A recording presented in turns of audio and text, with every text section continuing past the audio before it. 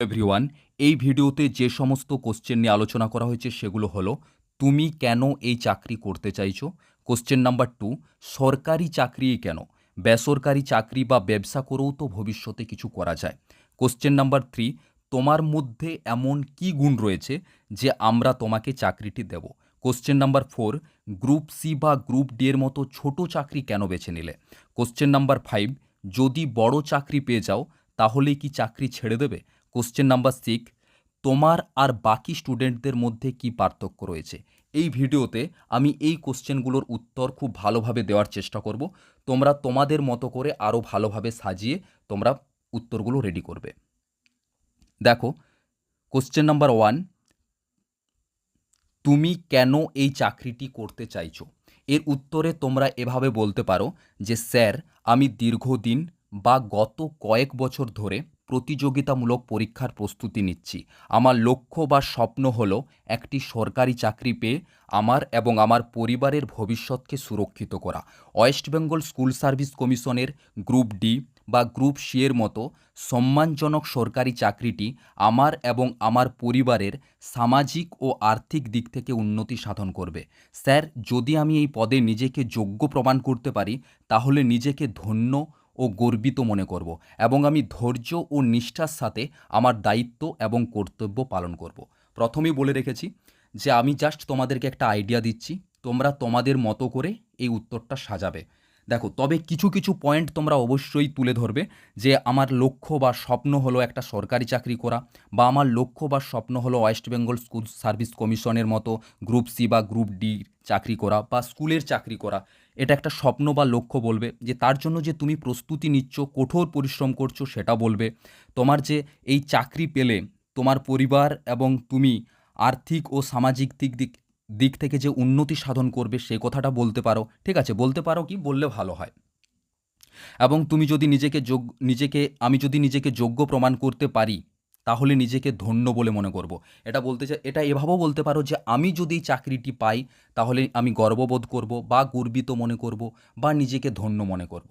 এটা বললে কি হয় যে তুমি একটা চাকরি পাওয়ার পর বা ওনারা তোমাকে এই চাকরিটা দিলে তুমি কতটা গর্ববোধ করবে, কতটা ধন্য বোধ করবে।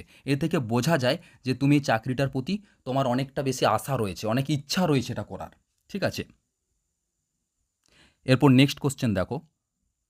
ওনারা এভাবে কোশ্চেনটা করতে পারে যে বেসরকারি চাকরি বা ব্যবসা কেন করছো না? সরকারি চাকরির প্রতি কেন আশা করছো? বা সরকারি চাকরির থেকে বেসরকারি চাকরিতে টাকা বেশি, ব্যবসাতে টাকা বেশি, উন্নতি করার সুযোগ অনেক বেশি রয়েছে। তো ওইসব কেন করছো না? কেন গ্রুপ সি বা গ্রুপ ডি এর মতো চাকরি করছো, বা কেন সরকারি চাকরি করতে চাইছো? যেভাবেই কোশ্চেনটা করুক না কেন, এটা তো বুঝতে পেরে যাবে না যে অ্যাকচুয়ালি ওনারা কী বলতে চাইছে।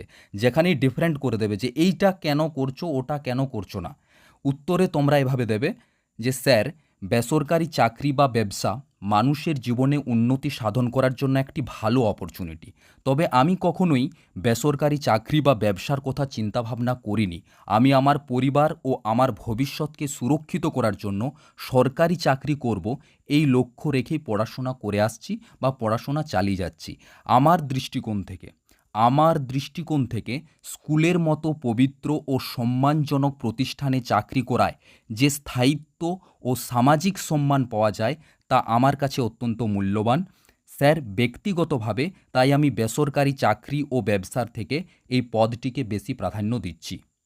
দেখো, এখানে অনেকগুলো পয়েন্ট তুলে ধরা হয়েছে যে সরকারি চাকরির মধ্যে একটা স্থায়িত্ব রয়েছে, একটা সামাজিক সম্মানের ব্যাপার রয়েছে। তাছাড়া সবথেকে বড় কথা হলো তুমি কিন্তু বেসরকারি চাকরি বা ব্যবসাকে ছোট করছো না। তুমি নিজে মেনে নিচ্ছ যে এটা একটা ভালো অপরচুনিটি কারো ক্ষেত্রে। কিন্তু আমি কখনো এই বিষয়টা ভাবিনি। আমার ছোটোবেলা থেকে লক্ষ্যই রয়েছে যে আমি এই ওয়েস্ট বেঙ্গল স্কুল সার্ভিস কমিশনে চাকরি করব বা একটা সরকারি চাকরি করব। আমি সেই লক্ষ্য রেখেই পড়াশোনা করে করে আসছি। আর এবং আমার দৃষ্টিকোণ থেকে আমি সরকারি চাকরিটাকেই বেশি প্রাধান্য দিচ্ছি। তো হতেই পারে সবার দৃষ্টিকোণ বা সবার দৃষ্টিভঙ্গি আলাদা আলাদা। সবাই তো আর সেম কাজ করে না। কেউ গান করতে ভালোবাসে, সেই গান করার ব্যক্তিকে আমি যদি বলি যে তোমার গান করার থেকে ওটাতে তো আরও বেশি সুযোগ রয়েছে, কিন্তু সে কখনোই যাবে না, সে গানই করবে। তার কারণ তার ছোটোবেলা থেকে ইচ্ছা বা স্বপ্ন বা লক্ষ্য গান করাই। জাস্ট এই জিনিসটা তোমাকে বোঝাতে হবে যে হতে পারে ওটা অনেক বেশি অপরচুনিটি বা অনেক বেশি ভালো, কিন্তু আমার দিক থেকে আমি এটাকেই বেশি প্রাধান্য দিচ্ছি। এভাবে তোমরা উত্তরগুলোকে সাজাবে। নেক্সট কোশ্চেন দেখো, এগুলো সব ক্রস কোশ্চেন হচ্ছে একটা কোশ্চেন থেকেই, যে কেন তুমি এই চাকরিটা করতে চাইছো। তুমি যাই উত্তর দাও এই কোশ্চেনগুলো ক্রস ক্রস হতে পারে। যে গ্রুপ, তুমি যখন বলবে না যে আমি এই চাকরি করতে চাই, বা আমার এই চাকরি ভালো লাগে, বা আমি গর্ববোধ মনে করব, বা আমি সরকারি চাকরি করতে চাই, কিছু তো একটা বলবে না। উত্তর উত্তর তো তোমাকে দিতেই হবে, এবং কনফিডেন্সের সাথে এবং ভালোভাবে। তো ওনারা কিন্তু ক্রস কোশ্চেন করতে পারেন যে আচ্ছা গ্রুপ সি বা গ্রুপ ডির মতো ছোট চাকরি কেন বেছে নিলে, বা এর থেকে এত ছোট চাকরি কেন বাছলে, অন্য বড় চাকরি করতে পারতে। দেখো আমি কিন্তু বলছি না যে গ্রুপ সি বা গ্রুপ ডি ছোট চাকরি, ওনারা তোমাকে ট্র্যাপে ফেলার জন্য গ্রুপ সি বা গ্রুপ ডিকে ছোট চাকরি বলতেই পারে, যে আচ্ছা এর থেকেও তো অনেক বড় বড় চাকরি রয়েছে, সেগুলো কেন তুমি করছো না। তো এটার উত্তর আপনারা এভাবে দেবেন যে স্যার আমি বিশ্বাস করি, স্যার আমি বিশ্বাস করি কোনো কাজ বা চাকরি ছোট নয়। যে কোনো একটা বলবে যে আমি বিশ্বাস করি কোনো কাজ ছোট নয়, বা আমি বিশ্বাস করি কোনো চাকরি ছোট নয়। এরপরে বলবে প্রতিটি পদেরই নিজস্ব গুরুত্ব এবং দায়িত্ব থাকে। আজ এই গ্রুপ ডি পদের জন্য হাজার হাজার ছাত্রছাত্রী কঠোর পরিশ্রম এবং লড়াই চালিয়ে যাচ্ছে। এই তীব্র প্রতিযোগিতায় আমি যদি নিজের মেধা ও যোগ্যতার প্রমাণ দিয়ে তাদের মধ্য থেকে নির্বাচিত হতে পারি, তবে সেটা আমার কাছে অত্যন্ত গর্বের এবং সার্থকতার বিষয় হবে। উত্তরটা এরকম হচ্ছে যে আমি গ্রুপ সি বা গ্রুপ ডি চাকরিকে ছোট মনে করি না, বা কোনো কাজেই ছোট নয়। এখানে হাজার হাজার প্রার্থী রয়েছে এই পদটাতে পাওয়ার জন্য। আমি নিজেও এই পদের জন্য লড়াই চালাচ্ছি। আমি যদি নির্বাচিত হতে পারি, আমি তো কখনোই একে ছোট হিসাবে দেখব না। আমি গর্ববোধ করব এবং সার্থকতার বিষয় মনে করব। ঠিক আছে? তোমাদেরকে আমি ভালোভাবে এগুলো এই কারণে বলছি যে যদি তোমরা নিজেদের মতো করে লিখো, তো এই পয়েন্টগুলো তোমাদের মাথায় আসবে যে কি কি জিনিসগুলো আমাকে বলতে হতে পারে, বা কিভাবে বলবো। তোমরা অবশ্যই তোমাদের ল্যাঙ্গুয়েজে তোমাদের মতো করে তোমাদের ভাষার ভঙ্গিমাতে বলবে। কখনোই তো তোমরা আমার ভাষার মতো করে বলবে না। আমি একটা আলাদা ভাষাতে লিখেছি, তোমরা একটা আলাদা ভাষাতে লিখবে। এরপরে দেখো, আমরা তোমাকে কেন এই চাকরিটা দেব। বিষয়টা হচ্ছে, এই কোশ্চেনটা হতে পারে যে তোমাকে আমরা কেন চাকরিটা দেব, বা তোমার মধ্যে কি গুণ রয়েছে যে আমরা এই চাকরিটা দেব, বা অন্যের সাথে তোমার কি ডিফারেন্স রয়েছে যে আমরা তোমাকে এই চাকরিটা দেব। যাই কোশ্চেন করুক না কেন, যে যখনই এই প্রসঙ্গটা চলে আসবে বা এই কোশ্চেনটা চলে আসবে যে তোমার মধ্যে কি গুণ রয়েছে যে আমরা তোমাকে সিলেক্ট করব, উত্তর তোমরা এইভাবে দেবে যে স্যার স্কুলের মতো পবিত্র ও সম্মানজনক প্রতিষ্ঠানে কাজ করার জন্য যে সততা ও শৃঙ্খলার প্রয়োজন তা আমার মধ্যে রয়েছে। প্রথমেই দেখো এটা একদম বলছো তোমরা যে যে চাকরিটা তোমরা করতে চাইছো, যে জায়গায় করতে চাইছো সেটা একটা পবিত্র জায়গা এবং একটা সম্মানজনক প্রতিষ্ঠান। সেখানে কাজ করার জন্য একটা সততা শৃঙ্খলার প্রয়োজন, এবং সেটা তোমার মধ্যে রয়েছে। ঠিক আছে? এরপরে বলো স্যার আমি একজন দায়িত্বশীল মানুষ, যে কোনো কাজ ধৈর্য ও নিষ্ঠার সাথে শেষ করতে পারি। আমি যদি এই চাকরিটা পাই, বা আমি এই চাকরিটা পেলে, আমি আমার দায়িত্ব এবং কর্তব্য নিষ্ঠার সাথে পালন করব। এখানে কিছু জায়গায় কোনো জিনিস তোমরা কাট করতে পারো, যেন এটা কাট করতে পারো যে স্যার আমি দায়িত্বশীল মানুষ, এটা না বলে ডাইরেক্ট এটাই বলতে পারো যে যে কোনো কাজ ধৈর্য ও নিষ্ঠার সাথে শেষ করতে পারি। ওকে? ইন্টারভিউর শেষের দিকে এরকম কোশ্চেন ওনারা করতে পারেন যে ধরো যদি চাকরিটা না পাও তাহলে কি করবে, বা এই চাকরিটা না হলে তোমার নেক্সট প্ল্যানিং কি রয়েছে। তখন তোমরা কীরকম টাইপের উত্তর দেবে দেখে নাও। দেখো উত্তর দেওয়ার আগে আমি বলে রাখি একটা কথা। ধরো তোমায় কেউ বলছে যে যদি তোমার এই কাজটা না হয়, বা যদি তুমি এই কাজটি করতে না পারো, তাহলে তুমি কি করবে। তো আমার মনে হয় সবথেকে প্রথমে বলা দরকার যে আমি এটা কেন পারবো না। অবশ্যই আমি এটা পারবো। যতক্ষণ না পর্যন্ত রেজাল্ট না আসছে, বা যতক্ষণ পর্যন্ত ওই কাজের ফলাফল না আসছে, ততক্ষণ আমি কেন হার স্বীকার করব। তো যেহেতু ইন্টারভিউ একটা মানসিক গেমের পরীক্ষা, যে তুমি মেন্টালি কতটা স্ট্রং, তোমার চিন্তা ভাবনার ধরন কীরকম, তো সেহেতু সেই কথা চিন্তা রেখেই আমি তোমাদেরকে এই উত্তরটা দিতে এভাবে বলছি। প্রথমেই বলবে যে স্যার আমি দীর্ঘ সময় ধরে নিজের স্বপ্নকে পূরণ করার জন্য কঠোরভাবে পরিশ্রম করেছি। আমি বিশ্বাস করি আমি এই পদে উত্তীর্ণ হতে পারবো। এরপরে কিন্তু এটা শেষ করা চলবে না। ওনারা যেহেতু নেক্সট প্ল্যানিং কী রয়েছে এটা জানতে চাইছে, তো উত্তরটা দিতে হবে তোমায়। তবু যদি কোনো কারণে এবার না হয়, আমি খুব ভালোভাবে খতিয়ে দেখব আমার প্রস্তুতিতে কোথায় ভুল ছিল।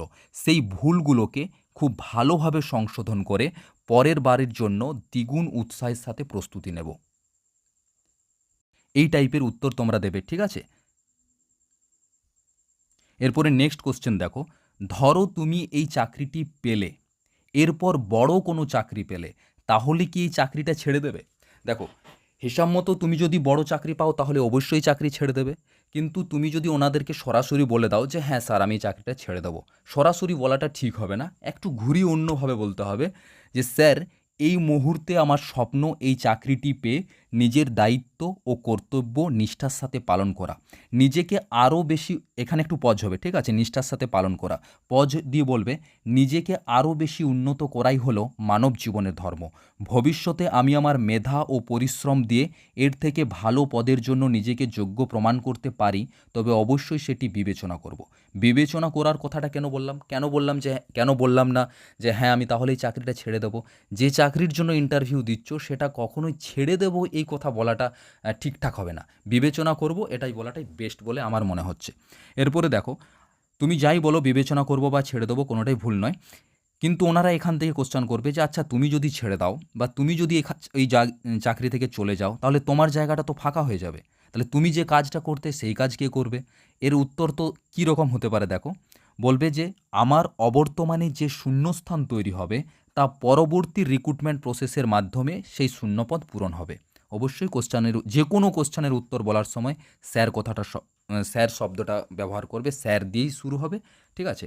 আর যখন কোশ্চেনের উত্তর দেবে খুব সুন্দরভাবে ধীরে সুস্থে কনফিডেন্সের সাথে উত্তর দেবেন, চোখে চোখ রেখে উত্তর দেবে, ঠিক আছে। সবসময় ইন্টারভিউয়াররা এটাই দেখে যে তুমি কতটা কনফিডেন্ট।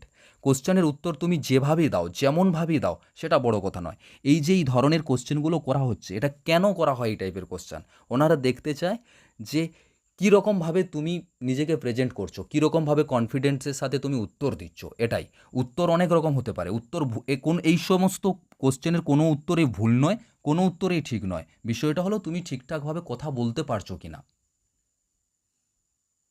এরপরে মোস্ট কিছু ইম্পর্ট্যান্ট ইন্টারভিউ কোশ্চেন রয়েছে, যে গ্রুপ ডি বা গ্রুপ সি এর কাজ কি, তোমার সম্পর্কে কিছু বলো, তোমার নামের অর্থ কী, তোমার আইডল কে, তোমার দুর্বলতা কি রয়েছে, তোমার হবি কি, তোমার মধ্যে কিছু পজিটিভ দিক বলো, ঠিক আছে, কোনো সমস্যার সম্মুখীন হলে তুমি কিভাবে সেই সমস্যার সমাধান করো। এই সমস্ত কোশ্চেনের উত্তর আমি আমার প্রথম ভিডিওতে আলোচনা করেছি। যদি তোমাদের মনে হয় যে এই কোশ্চেনের উত্তরগুলো তোমরা জানবে তো অবশ্যই আমার প্রথম ভিডিওটা দেখো। আর যদি ভিডিওটি ভালো লেগে থাকে তো অবশ্যই চ্যানেলটাকে সাবস্ক্রাইব করো। আমি তোমাদের এই ইন্টারভিউ নিয়ে পরপর তোমাদেরকে গাইড করে যাব, যেগুলো তোমাদের অবশ্যই হেল্পফুল হবে। তো দেখা হবে নেক্সট ভিডিওতে, ততক্ষণের জন্য টাটা বাই বাই, জয় হিন্দ, জয় ভারত।